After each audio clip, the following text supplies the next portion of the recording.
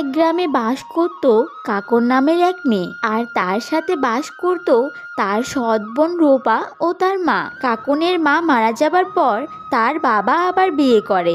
এরপর তার বাবাও মারা যায়। এর ফলে কাকনকে ভালোবাসার মতো এই পৃথিবীতে আর কেউ ছিল না।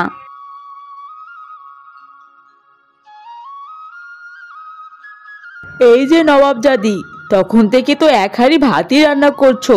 আজকে আর কোনো কাজ করার ইচ্ছা নাই নাকি? এই তো মা করছি, অনেকগুলা কাজ ছিল তো তাই একটু দেরি হয়ে গেল আজ। বাবা, মুখে তো ভালো তর্ক করতে শিখেছিস। তোর মরা মা মরে যাবার আগে তোকে তো ভালোই শিক্ষা দিয়ে গেছে। কি হলো মা, কে কাকে কি শিক্ষা দিল? কে আবার?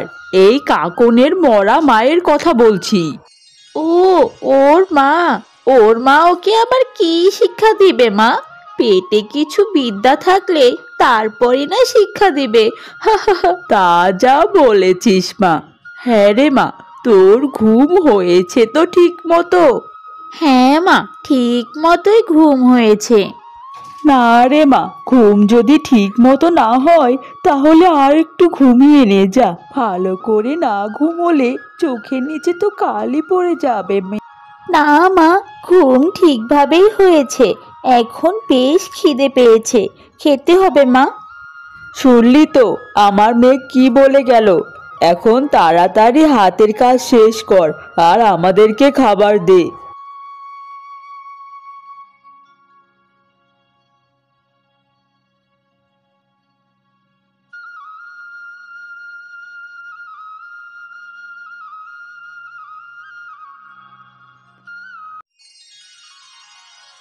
মা, খাবার রান্না হয়ে গেছে।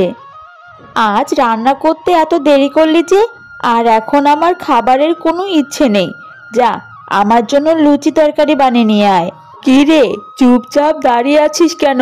আমার মেয়ে কি বললো কানে শুনিসনি? যা, লুচি তরকারি বানিয়ে নিয়ে আয়। আমারও যে অনেক খিদে পেয়েছে মা। দুটো কাজ করতে না করতেই খিদে পেয়ে যায়। যা, আগে আমাদের জন্য লুচি তরকারি বানিয়ে নিয়ে আয়, তারপর বাতাসা মুড়ি খেয়ে থাকবি। মা, ও মা, এই জন্মে কি আর কষ্টে শেষ হবে মা আমার? এরা আমাকে দিয়ে দিন রাত খাটায়। মা, তুমি আমাকে ছেড়ে কেন চলে গেলে মা? তুমি তো আমাকেও নিয়ে যেতে পারতে তোমার সাথে। আমি যে এত কষ্ট আর সহ্য করতে পারছি না মা। আমার কপালে কি আর কখনো সুখ লেখা হবে না?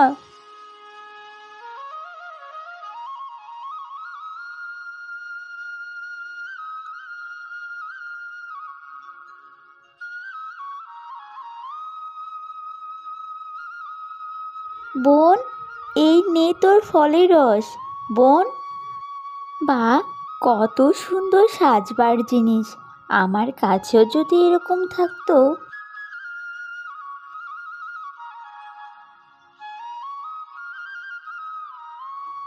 এই, তুই আমার সাজবার টেবিলে কি করছিস রে? ও মা, এসো, দেখবে এসো, কাকন আমার সব সাজবার জিনিস নষ্ট করে দিল মা। কেন হাত দিলে আমার জিনিসে বল? না বোন, আমি খারাপ করিনি, আমি তো শুধু দেখছিলাম।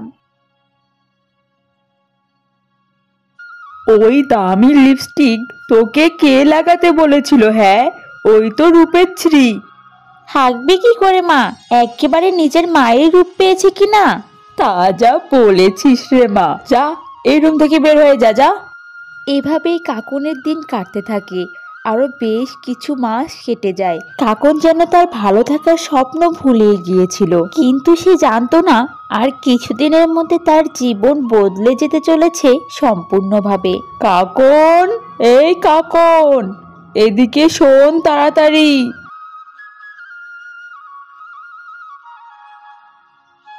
কি মা, বলো। শোন, হঠাৎ করে রূপার একটা সম্বন্ধ এসেছে।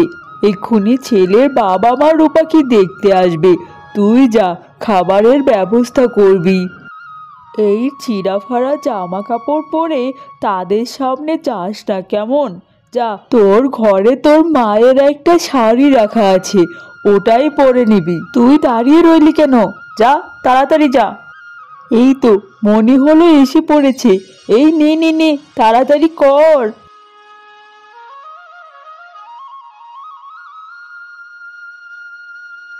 আসুন আসুন, আপনাদের জন্যই অপেক্ষা করছিলাম। কই আপনাদের মেয়ে কই? যাকে দেখতে এসেছিলাম তাকে ডাকুন আগে। হ্যাঁ হ্যাঁ, এক্ষুনি ডাকছি। রূপা, রূপা মা, এদিকে একটু আয় তো মা।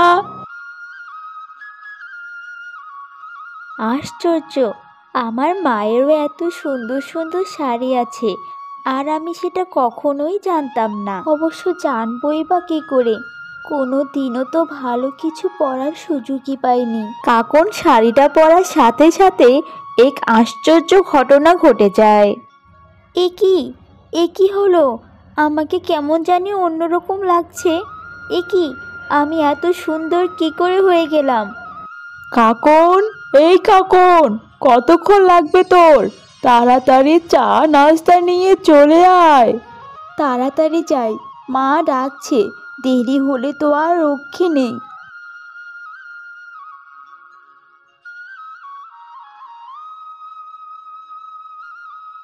আপনারা আসুন, আপনাদের চা জল খাবারের ব্যবস্থা করা হয়েছে। এ কি, এরকম হয়ে গেল কি করে? কয়লার মতো কালো মেয়ে ধপধপে সাদা হয়ে গেল। আপা, আপনার আরেক মেয়ে যে এত সুন্দরী, সেটা তো আপনি আগে বলেননি।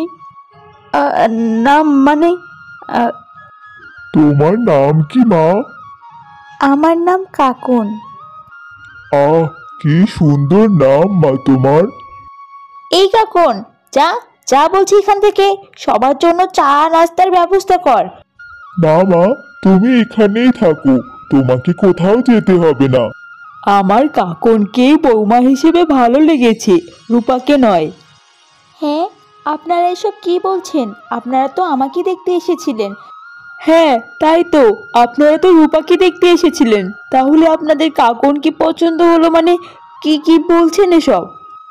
আমাদের কাকনকে পছন্দ হয়েছে তাই। আর এ বাড়িতে আমার ছেলের যদি বিয়ে হয় তা কাকনের সাথেই হবে। এরপর ছেলের পরিবার চলে যায়, আর কাকনের উপর দুজনে অত্যাচার শুরু করে। এই বল, বল বলছি, তুই আজকে এই জাদু কি করে করলি? বল। কি রে, চুপ করে আছিস কেন? বল বলছি। বিশ্বাস করো মা, আমি কিছুই জানি না। এই শাড়িটা গায়ে চড়াতেই এরকম হয়ে গেল মা, আমি কিছুই করিনি। শাড়িটা তাই না? তাহলে দে দে বলছি, আমিও গায়ে চড়াই।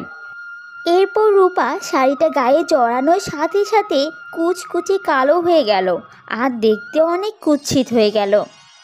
মাগো, এই কাকুন মিথ্যা বলেছে। সে ষড়যন্ত্র করে আজ আমার এই অবস্থা করেছে।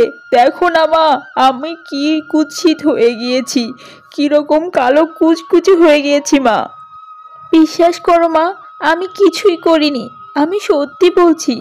তোর এত বড় সাহস, তুই আমার মেয়ের এই অবস্থা করেছিস? আজ তোকে আমি মেরেই ফেলবো। হা হা হা, এই শাড়ি আসলে জাদুর শাড়ি। এই শাড়ি যে পরবে তার ভিতরে সৌন্দর্য বাইরে ফুটে বের হবে। মা কাকন, আমি তোর সঙ্গে সব সময় আছি রে মা। তোর অন্তর সুন্দর, তাই এই শাড়ি পরার সাথে সাথে তোর ভিতরে সৌন্দর্য বাইরে ফুটে উঠেছে।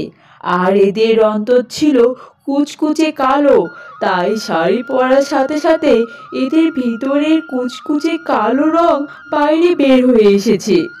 এই রূপ থেকে আগের রূপে ফিরে যাওয়া আর কখনোই সম্ভব নয়। রূপা আর তার মা তাদের ভুলের শাস্তি পায়, আর তারা কখনো আগের রূপে ফিরে আসতে পারে না। আর এদিকে কাকনের বিয়ে হয় সেই ছেলের সঙ্গে, আর সে সুখে শান্তিতে বসবাস করতে থাকে।